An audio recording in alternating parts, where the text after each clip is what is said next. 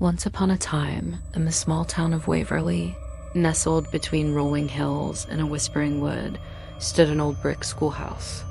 Its red roof was worn with age, its white walls stained with grime. It had seen better days. Creaking doors opened on rusty hinges, and the long, empty hallways still echoed with the laughter and chatter of children who had long since graduated. But the building held a secret, one that shivered down the spines of even the bravest souls. For within those brick walls walked a ghost, the ghost of Emily Carter. She was a wisp of a girl, always dressed in a faded blue jumper and a white blouse, her pale skin contrasting with her dark, bottomless eyes and gentle smile.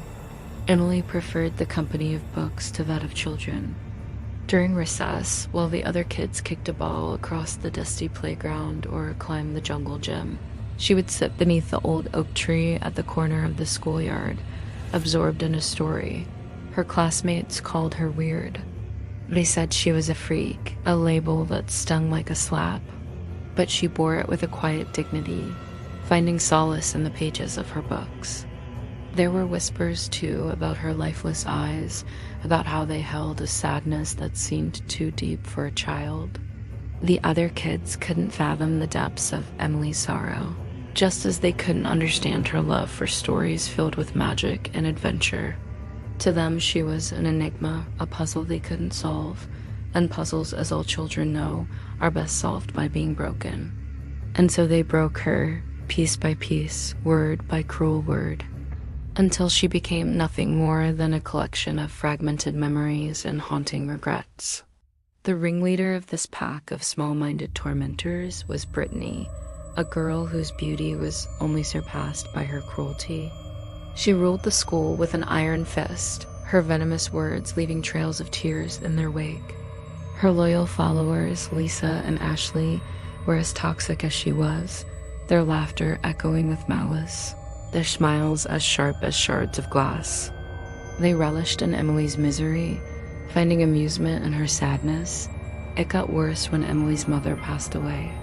Grief wrapped itself around Emily like a shroud, making her even quieter, more fragile. The bullies sensed blood in the water and began circling. One day, as Emily walked past her locker, they cornered her. Dead mom jokes dripped from their lips like venom. Emily didn't fight back. She didn't have the strength. All she could do was stare at them with her empty, bottomless eyes that mirrored the vast emptiness inside her soul. The memory of her mother's passing still raw, her heart felt as though it might shatter. That night, Emily went home, a place where silence pressed against her like a shroud. The kitchen table, once filled with her mother's laughter, now echoed with emptiness.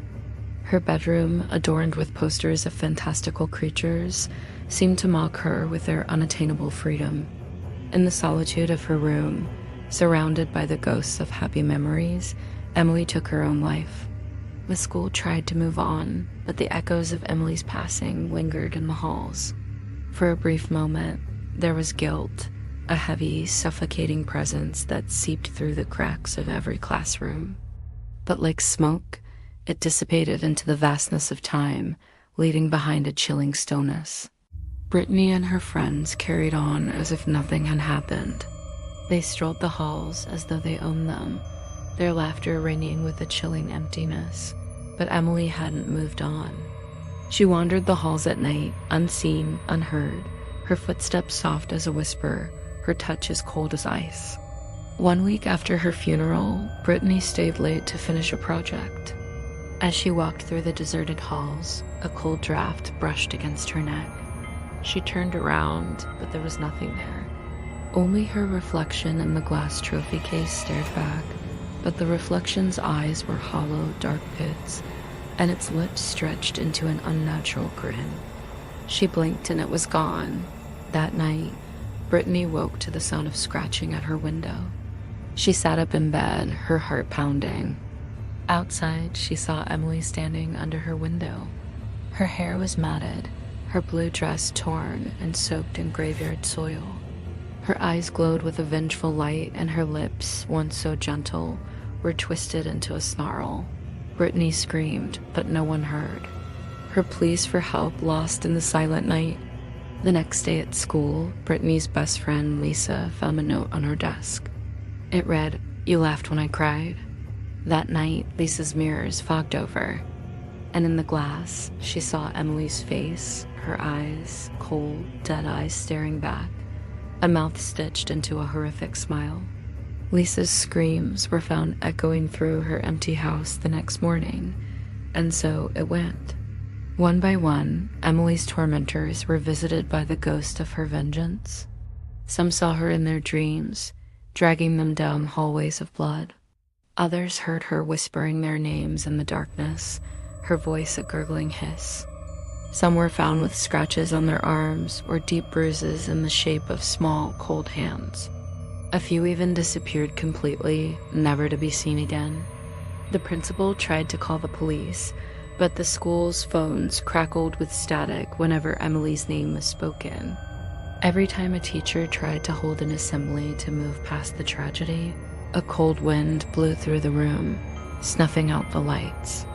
And when they flickered back on, Emily would be standing in the aisle, her eyes blazing with righteous anger. Fear took root in Waverly, coiling around the hearts of the townsfolk like a venomous snake. Parents rushed their children home, locking their doors against the horrors that lingered in the night. Whispers became rumors, rumors that grew into legends. The tale of Emily Carter, the ghost of Waverly School, morphed and twisted in the retelling, becoming a cautionary tale that chilled the bones. Some said her spirit was trapped there forever, doomed to wander the halls and guard the secrets they held. Others claimed she wouldn't find peace until every last one of her bullies felt the icy grip of her fear, tasted the bitterness of her despair. And then there were the brave souls, the ones who scoffed at the tales, who called the legend nothing more than a childish fantasy. Yet even they couldn't deny the unease that settled in their stomachs when the wind moaned through the old schoolhouse, sounding like a mournful cry. If you visit Waverly today, you'll find it unchanged, almost untouched by time. The old schoolhouse stands proudly on the hill, a testament to a bygone era. The halls are empty, the classrooms bare, and the whispers in the wind tell a tale of sorrow, loss, and revenge. And if you listen closely on a quiet night, you can still hear the soft footsteps of Emily's ghost shuffling through the halls, her cold fingers dragging along the lockers, searching for the next one who laughed when she cried. Can you feel the icy touch of her fingers on your neck? Do you hear the whisper of her voice in your ear?